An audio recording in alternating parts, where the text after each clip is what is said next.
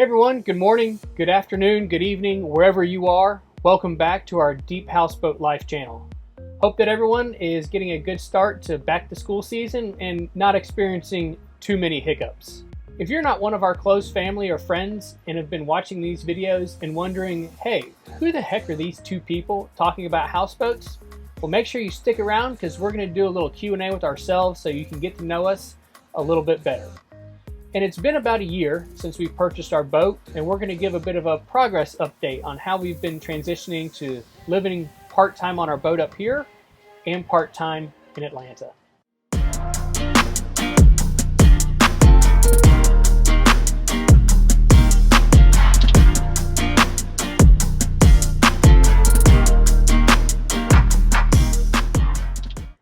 We've officially been houseboat owners for a year now, and it's taken us a little time to get into a rhythm. And when I say a little time, I mean a lot of time.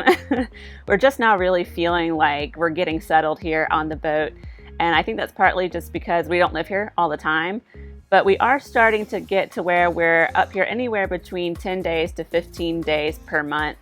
And we're trying to condense that as much as possible into longer stretches so we can provide some kind of consistency for ourselves and also for Claire. We've gotten to where we really only have to pack a handful of items each time we come up to the boat. So Claire's stroller, we always pack that. The laundry that we didn't wash before we left the boat, we take that home and we'll usually bring that back. Groceries, and then maybe just a handful of other current baby items for Claire that we haven't bought duplicates of. And that's pretty much it. There's a lot of hard work to get to this point in time, and now that Claire is only taking one nap and she's sleeping through the night, and it's getting easier. It's taken a while to get everything settled, but usually when we arrive now, there's just a few small items that we need to do. We'll obviously want to unpack the groceries that we're bringing up, and we'll do a little light dusting and cleaning if it's been a couple weeks since we've been back up here. Aside from the few tasks that we'll need to do, it's been really nice to get up here, knock those out really quick, and be able to immediately jump in the water or start hanging out with friends on the dock and get right into the fun of boat life. As I had said before, if you're not one of our close family or friends and you've been watching these videos, we really want to take the time to thank you. We didn't think the channel would take off quite like it has, and so without our subscribers, without you, none of this would be possible, and this new venture that we're taking on is probably something that we only would have dreamed of. So we're going to take a little time here, do some quick Q&A so that you can get to know us a little bit better and who we are and why we're doing what we're doing. So Trey, tell me a little bit about your background. Where'd you grow up? Where did you go to school? What are some of your favorite childhood memories? So I was born in Jacksonville, Florida, and so I think that might be one reason why I like the beach or being near any body of water. We moved to Atlanta way before the '96 Olympics, back in the mid-'80s or so. So while I wasn't born in Atlanta, I do consider myself an Atlanta native. I spent a lot of summers with my cousins and family down in South Georgia. It's about as far southwest Georgia as you can get without being in Florida or Alabama. And those are definitely some of my favorite childhood memories, obviously coming up here to the lake as well. So I went to college in Mississippi, and I wanted to get out of the city, away from the hustle and bustle. I think that's another reason why we like coming up to the lake, is sometimes the city is just a little too much. So I went to college in Mississippi, spent 5 wonderful football seasons at Ole Miss, graduated, came back to Atlanta, got a job, and I think the rest is kind of documented on YouTube now. What is something that even people who know you pretty well might not know about you? So I would say adventurous. And I say that I'm always wanting to go to new places and learn new things, not as much as I like camping. Like, I don't like getting dirty. But some of the adventurous things that I've done, I've been able to climb Kilimanjaro, which is about the most camping I've done in one time. I've stepped foot on every continent in the world. Yes, I have been to Antarctica.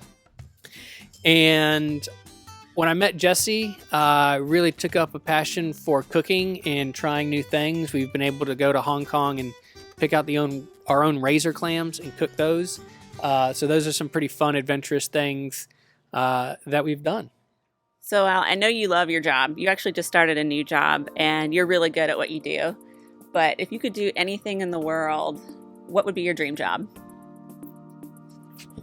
So my dream job, I would have a Land Rover Defender, probably a D110, with the top cut off, and I would be a safari driver in Africa.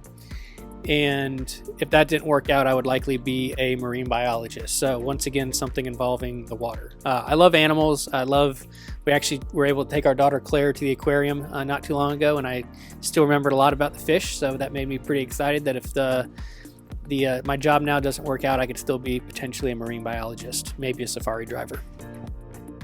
So of all the ways that you can be spending your spare time, you have chosen to spend a lot of time boating, and houseboating in particular. What is it about boating that you love so much? I think it's just being near the water. It's very calming. It's very relaxing. There's some people that say a bad day on the golf course is better than a good day in the office. To me, just any day in that same vein, kind of any day on the water is going to be a great day. I don't know. Cannot quite put my finger on it, but I just a little piece of my soul always has to be near water, and that's why I like boating. Last but not least, probably my favorite question as it relates to you. Do you have any vices? If yes, what are they? Well, vices make this sound pretty strong, but I would say my two vices are milk and cookies before bed every night. And that's actually one, because you have to have milk with the cookies. So that's one.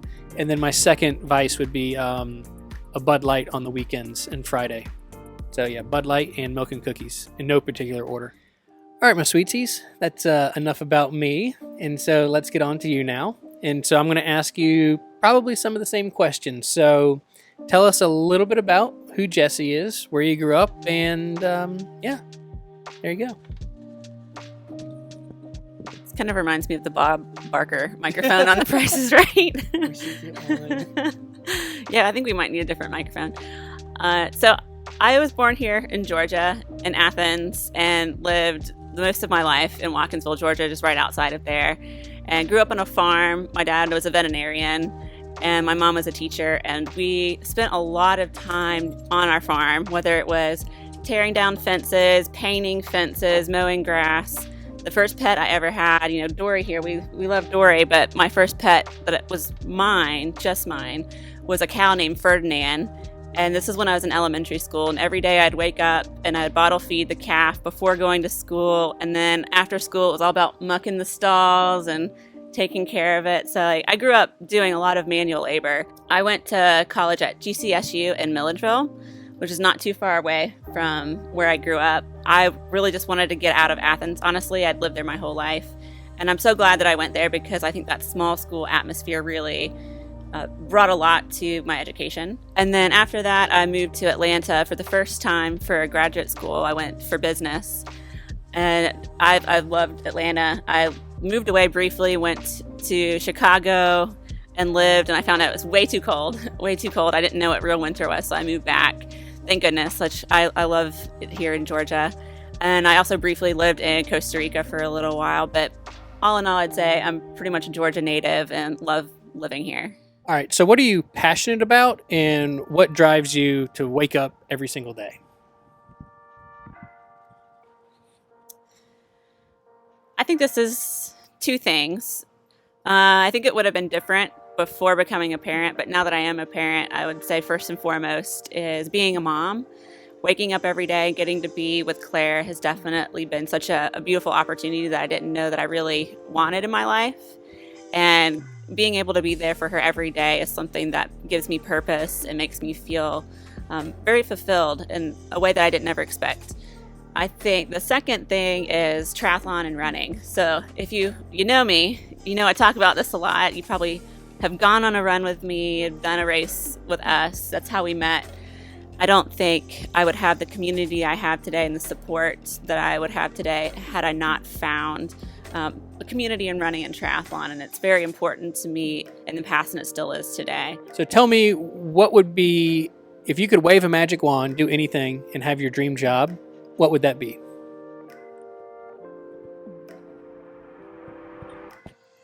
My lifelong dream has always been to own my own business. I was that kid growing up where I set up like a fake business in our basement and then hired my brother and my cousins to work for me. And I feel really bad for them because that probably wasn't fun at all to do.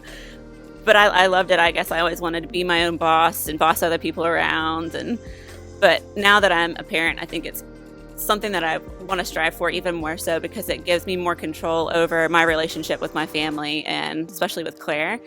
So in the future, I hope that I can establish some kind of a business that gives me that flexibility to design my own life and to also do something that I really enjoy. All right, you're on the top deck of a houseboat. Tell us, why do you love boating so much? Well, before I met you, I didn't actually know about houseboats, I'm going to be honest about that. I don't have as much boating as you do by a long shot, but I grew up fishing with my dad all the time and being on his little John boat was really, very special. And I've always been intrigued by the lifestyle. I remember when my brother, he worked at a camp in North Carolina when we were growing up over the summers. I noticed that there was these people that would stop in the intercoastal waterway and do their laundry. And I didn't know what it was, but at the time I was very intrigued. And as I got older, I realized they were great loopers, which I really want to do the great loop at some point, I don't know when, we're going to figure out how to do something like that. But I've just always been very intrigued by the lifestyle that you can lead when you're on the water. And I think also too, it was really intensified when we've done all those sail trips down to the Bahamas, Exumas, and all that kind of stuff. So when you said that you were into boating and then you shared all your stories about houseboating, I was like, I'm in. Let's do it. Let's do it. Well, if you've made it this far, we want to thank you for spending the time to get to know us a little bit more and hear the updates on how we've been splitting our time between Atlanta and the boat up here. If you look down below, you'll see a like button and a subscribe button. If you have a minute, give those a tap. It lets us know that you enjoy making this content. And really take a second if you would like and put some comments in there. We've been getting more every couple videos now, and we love engaging with our audience. And we've even been able to meet virtually and hopefully in person soon some people that have a houseboat on our marina here as well. So thank you very much again for taking the time to watch our video today. Hope everyone has a great afternoon, and hopefully we get to see you out on the water soon. Bye-bye. Bye. Your story.